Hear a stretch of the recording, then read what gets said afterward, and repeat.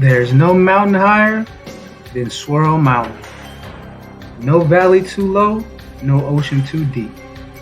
No climb is met with greater adversity than the steep climb of Swirl Mountain. Most that attempt to climb are doomed to fail.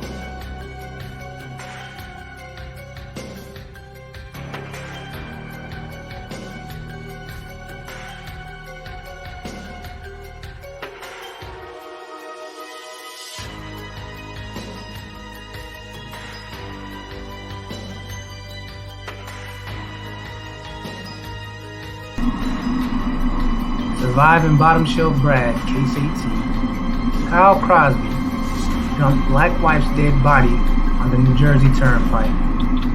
Here's what happened to the long-gone Erica Crippen Crosby at the hands of her white husband. A Mount Laurel man will be sentenced to 31 years behind bars for murdering his wife.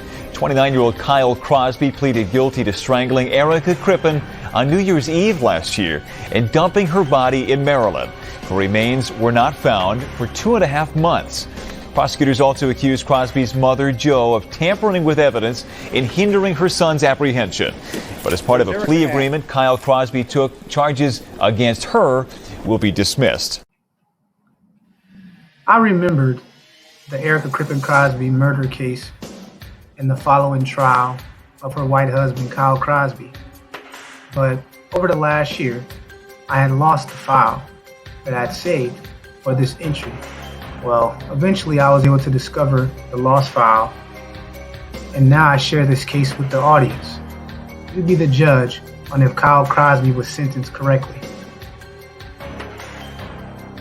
Straight from the True Crime Daily News, the writer says, Erica Crippen, a mother of two, went missing, and in the search to find her, police would follow a twisted trail of evidence left behind by a surprise suspect, her white husband. Beautiful Erica Crippen, 26, a young mother of two, vanished from her New Jersey home in December 2014. Erica Crippen was not reported missing for 8 days. Where was she? Was she dead or alive? Would authorities get to her in time? When Erica Crippen got together with Kyle Crosby, she was a smart, sassy single mother to a 5-year-old girl. Erica had the goal of becoming a doctor. Erica and Kyle knew each other from high school and reconnected years later on social media. At first, their relationship was said to be a whirlwind swirlmance. Erica was crazy about Kyle, and her family loved him too. But not everyone was a fan. Over time, Erica would confide only in her best friend about the troubles brewing in the relationship, like his drug problems, past criminal record, and fights which at times turned very physical. The Crippen family hoped it was just regular relationship growing pains, but they weren't. And it would be the tragic events on New Year's Eve which would soon shatter the worlds of all involved.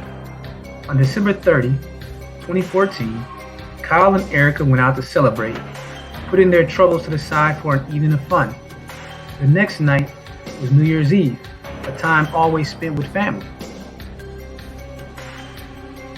Oddly enough, Erica's Aunt Sonia got 2 calls from Kyle that afternoon.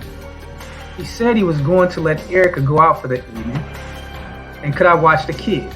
And I thought it was strange, said Sonia. I was like, Erica's leaving New Year's, not being with her kids? He calls back again maybe 10 minutes later. Everything's fine, Aunt Sonia. I let Erica's go out. I'm just going to stay in for tonight, he said. Throughout that New Year's Eve night, Erica's Uncle Kanye said Kyle called several times looking for her. He had been calling, but getting no answer. And strangely enough, there were no texts or calls to anyone else either. An entire week went by, and no one talked to Erica, other than by text. And the text didn't even sound like her, according to records. Things were about to unravel. When Erica's 7-year-old daughter wasn't picked up from school, officials went to investigate and called Mount Laurel police. Kyle was there with their 3-month-old child, who was at the time alone in a bathtub in a soiled diaper, still clothed. The officer immediately suspected there was improper child care going on. Cops discovered Erica wasn't there, and Kyle's answers to her whereabouts raised suspicions. He gave conflicting statements about where she was, when she was last seen, and when she will return, said the police. And why hadn't Kyle reported Erica missing in the last 8 days? Very quickly it went from a missing person case to something far more serious. We treated this as a potential homicide investigation within 24 hours, said the cops. The stunning news shocked Erica's family, and they immediately started searching for her through the harshest of conditions. Mount Laurel police soon went to arrest Kyle Crosby on child endangerment charges. When they arrived, the couple's car was gone. Kyle was on the run. A be on the lookout was issued for Kyle. As everyone searched, both cops and Erica's parents, no one knew where Kyle was at. A pursuit was on first by car, then on foot. Obviously, Kyle knew what he'd done and where our investigation was leading, said Mount Laurel police. The dramatic chase ended with Kyle in custody on a child endangerment charge. But cops were about to learn Kyle could run, but he could not hide. In the trunk, there are some objects that are not normal household objects: duct tape, a shovel, and a bag of cement. Fortunately for us, unfortunately for Kyle, a receipt from Home Depot, said Officer Bernardi, was found. The receipt led investigators to surveillance video of Kyle coming out of the store with the items found in the trunk. But where was Erica? Cops had no idea, but they had enough circumstantial evidence to charge Kyle Crosby with her murder. Police believe someone else also had knowledge of what happened to Erica, Kyle's mother, Jo Crosby. Investigators realized there had been communication between Jo and Kyle in the early morning hours of New Year's Eve day, the same day Erica's communication with her family fell silent. Around 7 a.m., police believe Jo Crosby went to the apartment to watch the kids while Kyle ran errands. Allegedly, at one point, Jo Crosby told Erica's Aunt Sonia, "Oh, it's not looking good for Erica." By the time cops went to talk with Jo Crosby, she had deleted several of the texts between her and Kyle. Little did she imagine they would be recovered. What they revealed only heightened the suspicion. Jo wrote, "Please do not touch her in any way or form." 13 minutes later, Kyle sent a message that indicated he was not that stupid. He felt that she was somehow complicit in assisting him or attempting to assist him, and perhaps how and when to dispose of the body, said Officer Bernardi. Cops arrested Jo Crosby and charged her with hindering apprehension and tampering with physical evidence by destroying records. Now, 2 Crosbys were in custody. But Erica's family was still desperate to find her body. In a break, everything investigators would need to know would be found in Erica's own car. In the vehicle's GPS, they were able to identify about 8,500 points, stops that Kyle had made while driving the car. Cops used the tracker to narrow the number down drastically and hone in on a more concentrated area.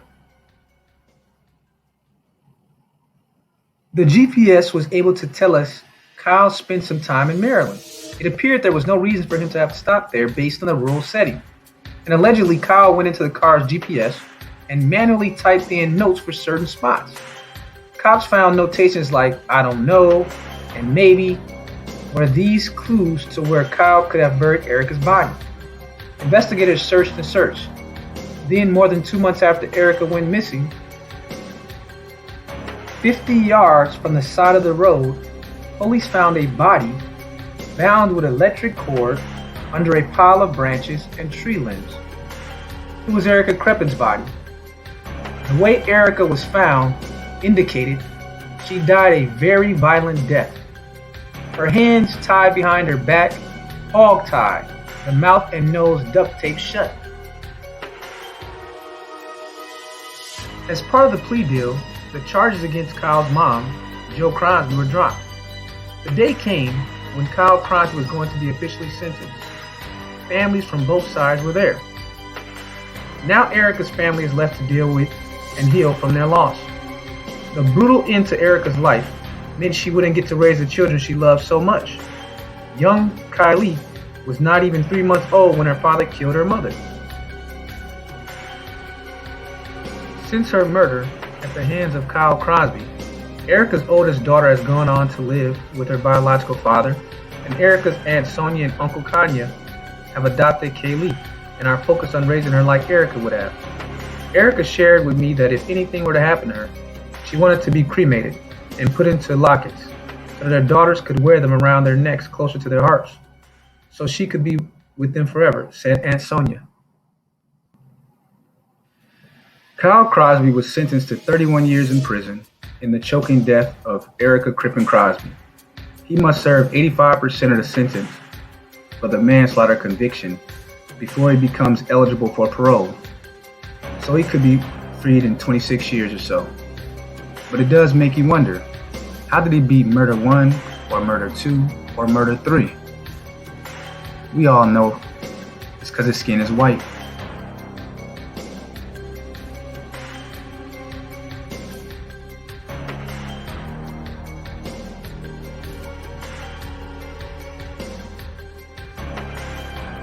Thus ends the tragic story of how Erica Crippen Crosby was killed at the hands of her own white husband, Kyle Crosby.